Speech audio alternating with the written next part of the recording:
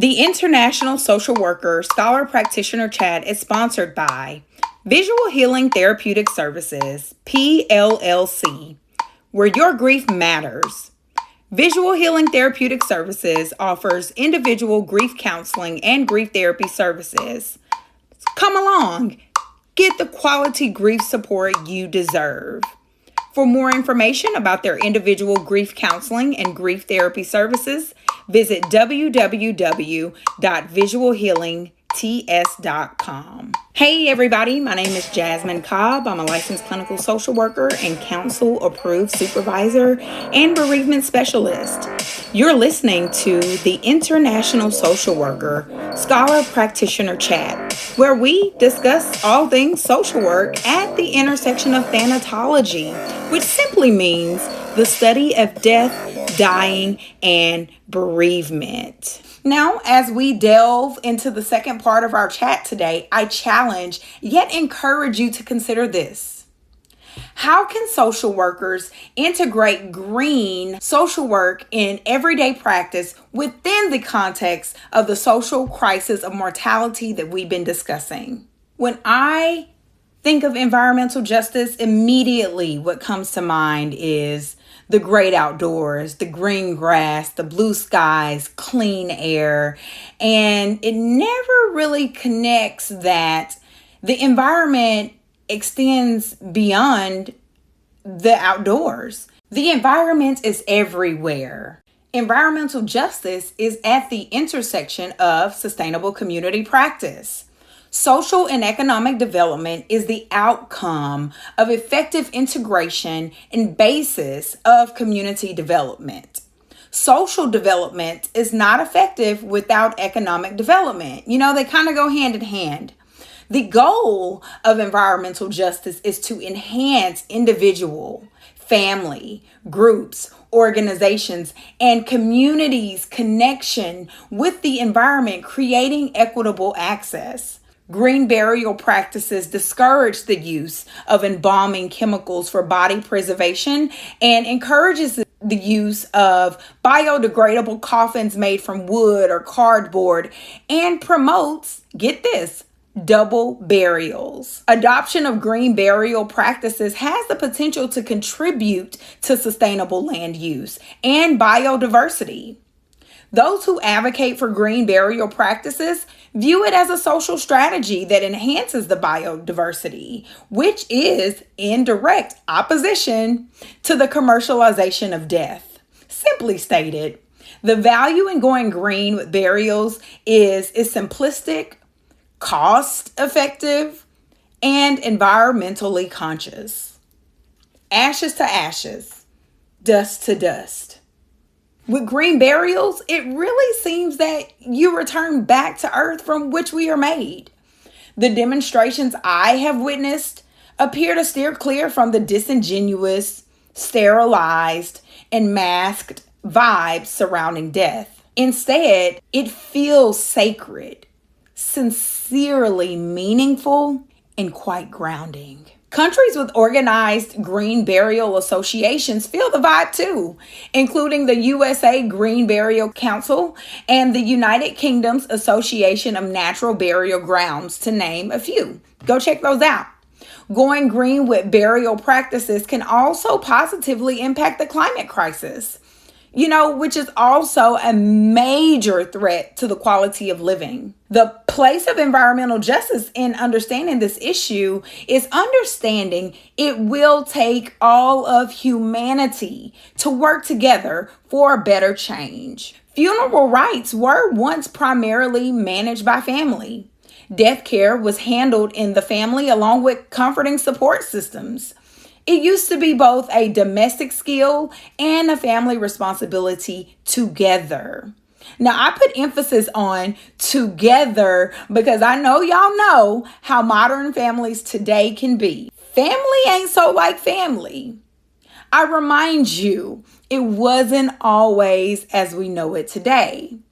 And again, I remind you of the African proverb, it takes a village. The scholarly and timely article, Green Burial Conundrum, Constructing the intersection between stakeholder perceptions and sustainable land use in a multicultural society, discusses green burial as an emerging practice in Zimbabwe. The study explores stakeholder perceptions towards green burial and its implications on environmental sustainability. In this study, the results showed that the most promising route to promote green burial is through, get this, religion, by invoking the principles of spirituality and ecological faith. The findings of this study point to the need for stakeholders to explore strategies to reconcile the conflict between green burial and cultural beliefs. See, I told y'all culture be wrapped all up in death, dying, and bereavement. The development of green burial legislation and supporting infrastructure is recommended in this article as a way of promoting the mainstream adoption of the green burial practice. It's a really great article, and I encourage y'all to go out there and check it out. In autoethnographic scholarly paper, The Search for Sustainable Disposal of Dead Bodies, the case of Botuku, rural Ghana. How dope is that? I love me some autoethnography research for a few reasons, but y'all, let me stay focused. This article shares the story and experience of the author's service to a rural community in Southeast Ghana's ongoing search for sustainable burial practices and the associated community conflicts involved. At the issue is the challenge of sustainability, how to ensure that burial practices meet the land usage needs of the present populations without compromising the ability of future generations to meet their own needs for land. The paper highlights the importance of good negotiation and mediation skills that are underpinned by a deep understanding of local context, norms, and values in an attempt to engage and support communities to change deeply ingrained practices such as funerals and burials. Now, I don't know about y'all, but I love when things come full circle. Do we see the connection here in all of this? This is the essence of international and global social work. The very issues that we have at home can also be found in other places around the world. I have had the privilege to study abroad twice as an ambassador of social work during my master's studies and most recently as a doctoral candidate. Each experience was exceptionally transformational, to say the least. Here are some other organizations that you should get to know. The National Home Funeral Alliance is a 501c3 nonprofit, all-volunteer organization. They were established in 2010, and members come from across the 50 states, 5 provinces, and 7 countries, many of which are home funeral guides or licensed funeral directors, ordained ministers, educators, body workers, licensed social workers, registered nurses, therapists, and counselors, directors of nonprofits, attorneys, and physicians. Now, remember I said social workers are interprofessional? They simply want to support the movement away from institutionalized care back to the care of our own dead. The mission of the NHFA is to educate individuals, families, and communities about caring for their dead. Their initiatives are intended to support rather than mandate, inform rather than dictate, and steer rather than regulate. If you're interested in learning more about how to care for your loved one at home, check out the National Home Funeral Alliance Home Funeral Guide, available for download at homefuneralalliance.org.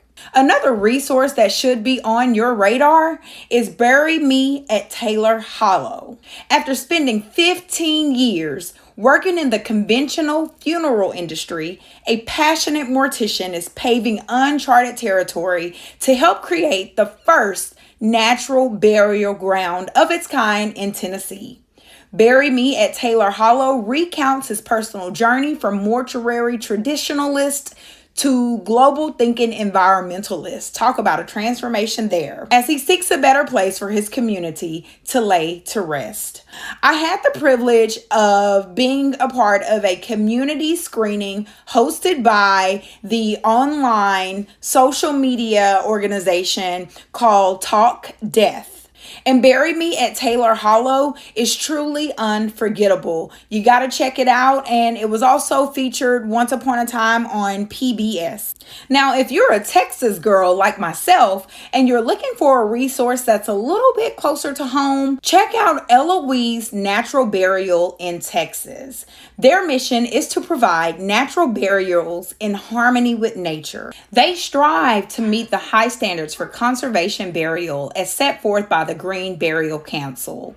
They host a nature preserve that provides a wildlife habitat, clean watershed, and clean air. They also offer walking trails that allows the community to enjoy the beauty and serenity of the preserve. Visit their website to learn more about their process and browse their list of frequently asked questions. They've got you covered. Some other types of green burial practices, which are technology enabled, include resomation and cryomation. Last but certainly not least, another organization I have to highlight today is the Collective for Radical Death Studies. This organization really ties together all the elements that we've been talking about today. CRDS is the radical shift death studies needs and thereby serves as a source of knowledge for how death practitioners, death care professionals, students, and scholars alike can all better understand deathways of people of color and marginalized groups. They are a collective of scholars, funeral directors, death work practitioners, activists, and students of death studies who view death work as synonymous with anti-racism work, synonymous with actively dismantling oppression, and as a way to validate cultural and social life among marginalized groups. They are working to achieve the goals of decolonizing death studies in theory and in practice from a variety of angles. Y'all, I could not leave today without highlighting this organization and the rest of the organizations I've highlighted today to serve as a basis of evidence that the work is being done. The resources are available. Sometimes it's just a matter of being connected with like-minded individuals who are doing the work so that we can go out and inform others who are maybe excluded from the work to make this an all-inclusive effort. Remember, I said it's going to take all of humanity to make for a better change.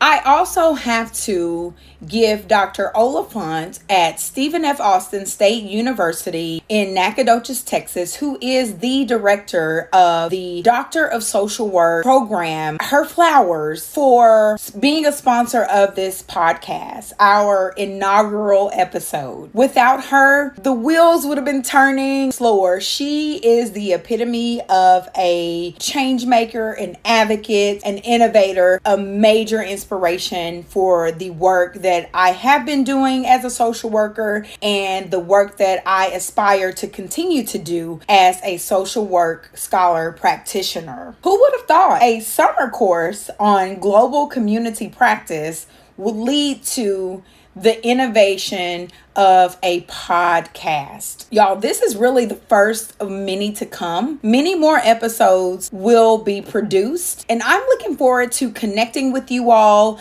I feel empowered, and I would love to serve as a facilitator of empowerment alongside you on your journey towards your endeavors. I challenge each and every listener to become curious about your own mortality. Death is something for certain that we all will come face to face with, regardless of where we are geographically located. As a social worker, supporting individuals, families, communities, organizations, and groups on their journey, we're only going to be as equipped to serve others in this capacity, in this context, as we are with serving ourselves first and foremost. I had the privilege to present at the Association for Death Education and Counseling, and I attended a session that was titled Making Sense of Funerals. And to be quite honest, that was a really phenomenal presentation and experiential immersion into deathways and the history of death and dying across different cultures. It was actually held at the National Funeral Museum in Houston, Texas. The conversation afterwards really began to spark and roll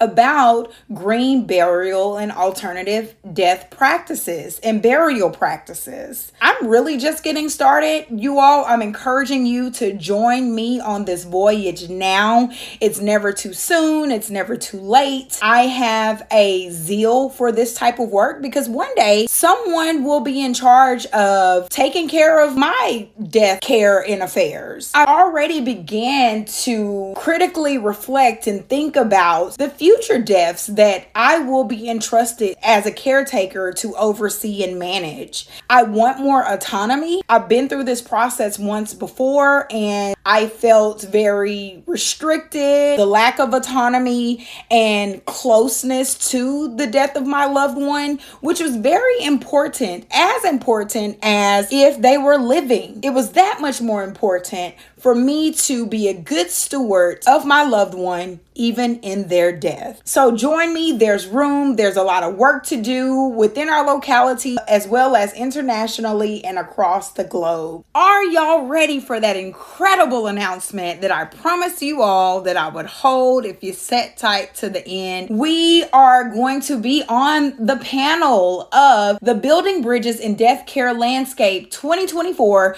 Deathcare Super Conference in Seattle, Washington. There will be a live component as well as a virtual conference component hosted by the Home Funeral Alliance, as well as the collaboration with some other sponsors. Now, here's the part where we need your support. Let us know if you'd be interested in hosting a local watch party. Yes, that's right. If you can't join us in Seattle, why not host a local in-person watch party?